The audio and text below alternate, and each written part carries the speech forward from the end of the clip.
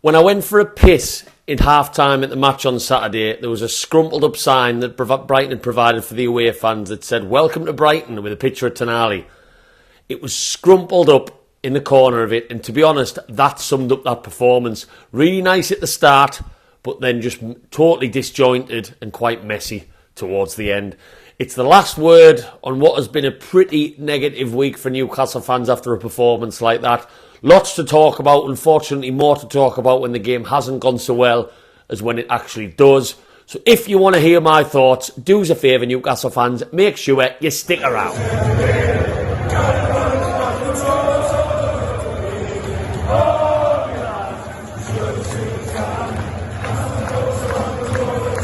Welcome back to Black and White Banter, you lovely Newcastle fans. That's about as positive as my voice tone is probably going to get on this video, truth be told. I normally start these by saying, hope you're having a nice week.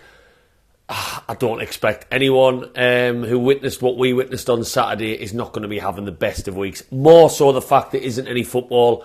I will talk about that during this video. Maybe it's a good thing to get the boys in and really reassess things. But international breaks are absolutely shite. And that's why I was in no rush to make this video. I've gathered my thoughts a little bit, dived back into a working week. And here I am right now as I make this on Tuesday evening.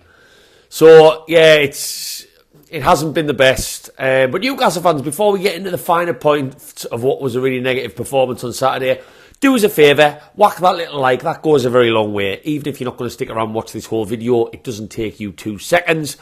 And if you like my opinions by the end of this, whack that subscribe. I've got plenty match vlogs coming once this awful international break's over. I am hoping to go to all the European away games, so there's plenty of content coming up. So, where do we start with that one? Where do we start? It wasn't very good, I think, is the first place to start. It was pretty shite. Being a little bit more bluntly honest, and I don't like to say that. Anyone who watches my discussion videos will know that I'm quite a positive YouTuber. I hate saying the word YouTuber. My videos are normally trying to look at things from all angles, but that, generally speaking, was shite. And you can get beat at Brighton. I think we maybe were guilty of showing them a little bit too much respect going into Saturday. I probably was too little respect, should I say. I maybe was. Colin, who I drove down with on my match vlog, he maybe was. We have to remember Brighton are a top 6 team. And it doesn't sound right as a statement, and that's fair play to them for breaking into that top 6 last season, the same as we did. But they are. And the top 6 team for a reason. We don't have a very good record against top 6 teams. I think last season we won at Spurs, but they finished 8th. So that was void from that equation. More traditional top 6, you could argue. But we don't do very well against them. And Brighton especially, we do not have a good record down at the Amex. And going into it, I think it rolls off the tongue, no disrespect to them. Oh, it's Brighton. We can beat Brighton. We can beat Brighton. And I think that West Ham result that they got last week down at the Amex maybe played into that. Or West Ham have gone there and maybe knocked them off the pedestal a little bit. We can go down and do a job on them. We'd be hurting after the Liverpool game. And I thought that would be the case. So there's no disrespect. There's no loss in losing to Brighton. That can happen. They have a very, very good footballing team for a reason. But it was the manner of the defeat. It really, really was. And there was some worrying signs there. I never saw that intensity that has become our identity. That rolls off the tongue lovely. I never saw that. That wasn't there apart from the first 10 minutes. And that was even more alarming. We started well. Brighton were crapping themselves in the first 10 minutes. One of my work colleagues, who's a Brighton fan, was at the match. And he said that he was worried after the first 15. He was like, shit, we are going to get battered here. They look up for it. And then we make a silly mistake. And the game plan changes. We seem to just drop off completely. And what was most strange about that performance for me was that lack of desire, that lack of the simple things, that being the most hard working on the pitch. We've played teams in this amazing run we've been on last season into this, where we maybe haven't had the most quality on the pitch, but we've matched them for energy and we've matched them for teamwork and we've matched them for work rate. And I never saw that on Saturday, and that was quite alarming. It really, really was, on a week where I did expect maybe a reaction to Liverpool. That wounded animal, if you want to look at it that way. That wasn't what we saw. And it was poor. We were struggling to string passes together. We were struggling defensively with injuries and a reshuffle at the back. Our game plan, I think, allowed them to find spaces, which we'll touch on more in this video, spaces in between our midfield and defence that they picked out time and time again. And I don't think Brighton were at their best. They were very good, but I don't think they were at the best. And it was the manner of the defeat that really, really concerned me. So, without further ado, as I always do on these videos, there's a million points I could talk about. Let's try and break them up into a select few. There's only one place to start on this one, on this last word video, and it has to be our midfield, and specifically that Tonali Bruno combination. Now, for me, Tonali was, when he was on the pitch, one of our best players. We can see he's got flashes of why we've spent all the money on him, why he's so missed by AC Milan and adored by their fans. But for me right now, Tonali is not dictating a match. We see in the flashes, whether it's a great pass, whether it's cutting in on the byline for Isak's chance early on in the game, whether it's covering every blade of grass, whether it's a smart little interception. We see in what he's good at in flashes, and that's only going to get better. But we are still not at a point when this new man from Italy is dictating the match. He isn't. He's just doing things in bit part. Now, there is an imbalance in our midfield. There is. We talked about it going into the game. I maybe expected some changes. The midfield three of Tonali, Bruno and Joelinton, it's just not working. It really isn't working. And more specifically, Bruno and Tonali, I feel like Tonali, which we are already seeing, is doing what Bruno did last season. He's roaming in those little pockets of space. He's dragging the ball forward from wider areas and linking up with people. He's helping try and play that final pass to the likes of Almiron. And that give and go. Because Tonali is taking up that role for the large majority of games he's played in so far for us, that means Bruno is sitting more. The Bruno we have in our ranks right now is not good enough to be sitting in there. He really isn't. Yes, aside from the injuries and everything that he's had, we are not seeing, for whatever reason, the Bruno that we have seen in the past. He's looking less mobile. He's looking more leggy in the pass. He's looking slower in the tackle. For whatever reason that may be. You know, he had a summer off. I don't know. I can't quite pinpoint that just yet. But aside from that, when we signed Bruno a year and a half, almost 2 years ago, we did not sign him to be a sitting number 6. I don't care what anyone says. He's a Brazilian flair player. We knew he wasn't going to score loads of goals because he didn't do that at Lyon. But we did not sign him as a number 6. And the imbalance I'm starting to see with this Newcastle team is Tonali is taking up the role of what Bruno did, because he doesn't want to sit. We have already realised very quickly that Tonali is not the number 6 that some quarters thought. He's a lot more versatile than that, and that's what Eddie Howe likes. He's taken up that role and being here, there and everywhere. You could argue even maybe not understanding Bruno necessarily just yet. But because of that, we can't be too exposed, and Bruno is the one who's sitting more. And he's not doing a very good job of it, because that's not in his DNA as a footballer. He's not one to shy away from a tackle by any means, but that's not in his DNA. So then you are relying on Joelinton on the left-hand side of that 3 to maybe do all that dirty work that Bruno lacks a little bit. And Joelinton hasn't been firing. He hasn't. I think Joelinton's been a little less reluctant to get forward so far. I think it's fair to say in this Newcastle team. He is sitting back a little bit more. But again, Joelinton was not fit to play on Saturday. Eddie Howe basically admitted that in his press conference after. He wasn't.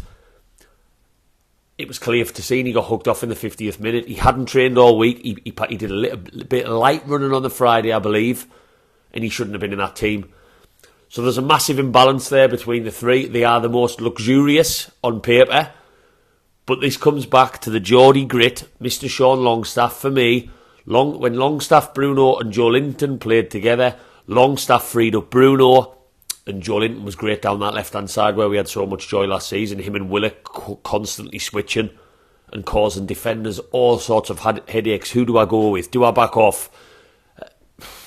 And we haven't seen much of that this season. Joelinton and Gordon haven't had that link up. And if you look back to the first game of the season, when we battered Villa, Joelinton had a much more prominent role, where I personally think Joelinton was at his fittest of this 4-game spell that we've started the season with. And he did. He had joy in the first half. He had joy in helping us score goals when we wiped the floor with Villa. So Longstaff coming in, I think frees up Bruno. So what question does that beg? Now, for me, from what I'm seeing early doors, and that's all we can judge these opinions of, it might turn into a case of Bruno or Tonali. And isn't that a headache for Eddie Howe? Because if there is one player in this squad who is not going to like being on the bench, it's Bruno. And then you've got Mr. Tonali, who's come from a Champions League semi-finalist team, AC Milan. He has not come to be a substitute neither. But that's the only way we are going to get balance in this team, because it's all well and good saying the understanding will come. You don't get that time in the Premier League. We cannot be 4 or 5 games further down the line when our more winnable fixtures are coming up, and we still hoping that things just turn right. Eddie Howe, for me, has to make changes. And if they're both going to cover every blade of grass in a more attacking third, Bruno and Tonali, that's what they both want to do, it has to be one or the other. And I honestly believe, and Eddie Howe's come under a lot of criticism for substituting Tonali and not Bruno in most of our matches this season. I think it's because Bruno, Joelinton and Longstaff were the foundation of why we were good last season. And Eddie Howe's gone, right, let's revert back to what worked last year. They all know each other, they know how to play together. And that's with a bit of perspective I've realised that there might be reasoning behind Tonali being the one that comes off, aside from the fact he's still learning the Premier League. So that's a massive concern, and I realised that even more on Saturday, that I do not think Bruno and Tonali can play together. And I'm not going to touch on what we should have signed in the summer with regards to a number 6. That's going to come on a different video, because people are already getting on the back of our transfer window. It's easy to do that 4 matches in. It really, really is. So that's the first point, is that midfield 3. Obviously, on every point, let me know your thoughts in the comments. Point number 2 has to be our defence. We know how the chant goes. We've got Bruno in the middle. He knows exactly what we need. Botman at the back. My God, if ever that chant ran true. Jesus, it was with regards to Saturday. Sven Botman wasn't in the team, and it just exposed us. We know we don't have pace in defence, and that's Botman included. But we were all at 6s and 7s for that match. I thought Matt Targett, who came in on the left to allow Dan Burn to go centre-back, looked like he was running in sand at some points. Matt Targett, for me, we know he was ever reliable in the season that we stayed up in Eddie Howe's first year. Now, I was gobsmacked he came out of the team on the back of that to accommodate Dan Burn. But he didn't offer us much on Saturday. He looked like he really, really struggled out there. And Dan Burn at centre-back was exposed as well. They are not being helped by that lack of cover in midfield, as I've just talked about. But defensively, when we get an injury, we are very short. For whatever reason, Eddie Howe decided not to go with Lascelles. I would assume it's because he wanted a right foot and a left-footed centre-back, which makes total sense. I think most football fans would prefer that. But Dan Burn was struggling. Fabian Schär, for that third goal, I thought that it was half-arsed. It was really, really half-arsed. And I don't think he had the best game neither. And Sven Botman is just proven how important he is to us. Do I think Newcastle wanted a centre-back in the transfer window? I said I wasn't going to talk about transfers. Yes. Do I think there was a one out there worth getting for a realistic price tag with financial fair play? No, because I think we would have got them. Eddie Howe knows exactly who he wants. He'll have given a list to Dan Ashworth. I just don't think there was an option that makes our squad better. And that was alarming, that Sven Botman needs to come back into this team for that run of fixtures. The international break could not be better timed in that sense. But we were really lethargic in defence. We struggled to cope with men picking up spaces in between. The second goal was a disgrace, how we backed off. I thought Trippier had a really poor game on Saturday. For all he can do the shouting and the screaming on the pitch, he was pretty poor himself. I know he has to shout and scream as captain. It was just a bad day defensively across the board, and that's what was our foundation of last year. So I'm hoping that can be sorted out quite quickly. Third point for me, which I think is not being talked about enough, is our attack.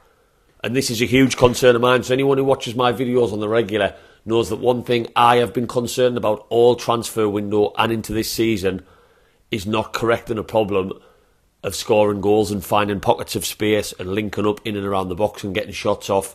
James Maddison, and I know I probably sound like a stuck record mentioning his name, he's already proven at Tottenham why Eddie Howe wanted him in so many windows. We don't have a James Maddison. Tonali, for as good as he is, as we saw on Saturday, he can pick up areas where he's in and around the box. He's not that guy. Bruno's not that guy, because we know he's not the greatest with the shot, and as it stands right now, he's not even getting near the box. Joelinton can be that guy in areas, as we talked about last season when he linked up with Joe Willock, but he's still not that central Roman player, and that is one thing, other than Elliot Anderson, who I thought was very harsh to not be drafted in from the start this season after his pre-season. He's probably lost all his momentum now. He's the closest to what we have to that, but I am worried now that teams playing Newcastle are happier with us with the ball than without. We don't play without, and I think the way to play Brighton on Saturday probably would have been without on the counter-attack, but that's a different point. I'm just concerned that we are so predictable in attack. Almiron, he's one of the most predictable players to play against, I think, on that. If you're a left-back playing against Almiron, you know he's going to cut inside, you know he's going to pass the ball and then move, he's never going to use his right foot, and he just goes into little pockets of space and then normally plays the ball back to Trippier. Now, that begs the question. We lack in goals from midfield. We were last season. Harvey Barnes comes in. Great bit of business on paper, in my opinion. He's barely played. We need to find a way of bringing Harvey Barnes into the team. And I do think Eddie Howe has a plan. I'm not getting on Eddie Howe's back with regards to him not knowing what he's doing. He will have a plan to incorporate a £35 million attacker. But for me, that needs to happen sooner rather than later. Anthony Gordon does not deserve to come out of this team at all. I don't think he was great on Saturday. Nobody was. I would be looking at him. You have to be tinkering with him moving over to the right-hand side. Eddie Howe moved in there on Saturday, so he's not against that idea. But we are becoming way too predictable in attack. And Isak, as much as I love him, I think he's isolated. I would have to look, as we are playing at the moment, at Callum Wilson starting the next match against Brentford, because he's not the sort of player who's going to hold the ball up. Isak, he's so much better in my opinion, than Wilson. It running it a man, it link up, it just really doing things that are a little bit more unpredictable and make defenders' lives a little bit harder. But at the moment, he's so isolated because that link up between that midfield and him, apart from wide areas, is not there. And Almiron and Gordon, as much as I like Gordon this season, we're not getting solid balls into the box. I don't think he's that sort of player.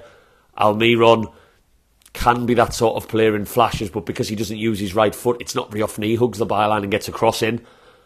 So I'm worried about our attack. I cannot sit here on a video and say otherwise, but I was already worried before the season started, if that makes sense, and things need to be addressed because we have players that can improve our attack. I think Elliot Anderson falls under that umbrella as well. I think Sean Longstaff playing to push Bruno or Tonali a little bit further up the field enhances that. And then you've got Mr. Barnes, who banged goals in pre-season for us and banged goals in a struggling Leicester team last season for fun.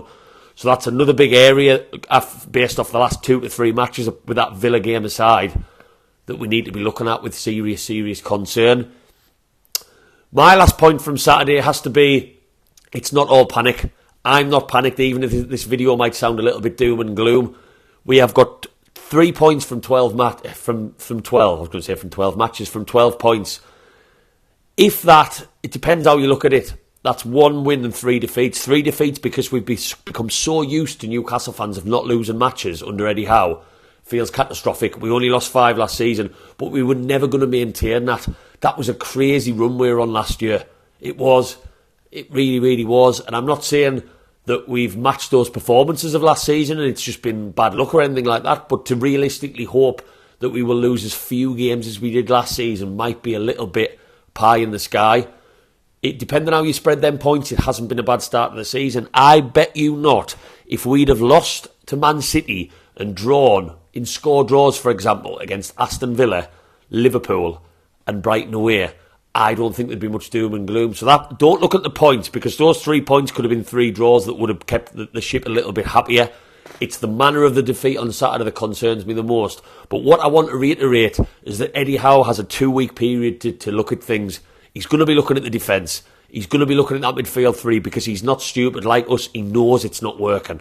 It really isn't working with Bruno and Tonali. And I think he knows he cannot continue to wait for it to gel. Because for me, it's not going to. We have too much space in front of that back line without someone sitting there. So that needs to be looked at. And I think with attack as well, he's got to be looking at tinker things, because as it stands at the moment, in the last couple of matches, we haven't been hitting. And Callum Wilson, when he came on Saturday, did enough for him to be knocking on that door as well. But look at our fixtures after this international break. So not only do we have a time where Eddie Howe, who we should, by the way, keep full faith in, he's obsessed with his job. He's not used to this losing 3 matches, the same as we aren't. He will be doing everything in the next fortnight with sleepless nights to correct what he is seeing is not working currently for this Newcastle team. And then look at our fixtures after this. Let's talk about things after we've played Brentford, AC Milan in the Champions League, which could really give the players a massive lift. Because those nights are just so incredible for these players. Then Sheffield United away. Then Burnley. That's a big 4 matches. You've got Man City in the Cup on there as well, but I'm not going to include that one. That's a different animal altogether. But Burnley, Sheffield United and Brentford in the league is how different would things look if we took 7 points from 9 from them, or 9 points? Because they are all very winnable matches for us. Let's just look at things then. The hardest statistical run of the season is over now. And yes, that performance on Saturday was not good enough. The work rate was not good enough. You only need to look at how Tonali puts a half-assed leg in for that first goal, how Bruno puts a half-assed tackle in for the second goal before the ball breaks to Ferguson, how Shea barely even tries to get in front of the ball for the third goal. Something was off on Saturday. Whether their heads went down, whether they were still hurting from the Liverpool game, I don't know. And that's something we haven't seen as Newcastle fans. So yes, you can lose a game, but that one, it was the manner of the defeat. That's the biggest alarm. But if I could choose a performance like that, it would be the one just before we have a 2-week break to correct things. Lots of things to work on, lots of negatives to come out of Saturday, but as a whole, let's not hit the panic button, Newcastle fans, please. I saw the comments on my match vlog. I hated some of them. How out, this, that. We should have full faith that this man can turn around what is only a 4-game spell where we should have taken more points than we have across the 4. Yes, we've had a really bad performance on Saturday, but I've got no doubts about it. We will be working on things to turn it around. Keep the faith, Newcastle fans. Let me know what you took from Saturday. Let me know what you think about some of the points I've raised. If you've liked this video, whack that subscribe. And because it's the international break, I will be doing a lot more videos, including talking about the transfer window, where things need to change. Lots of different topics to cover over a 2-week spell in the next couple of weeks. So make sure you whack that subscribe if you want to see them. Keep your heads up, keep smiling, things will get better, keep the faith. Away the lads!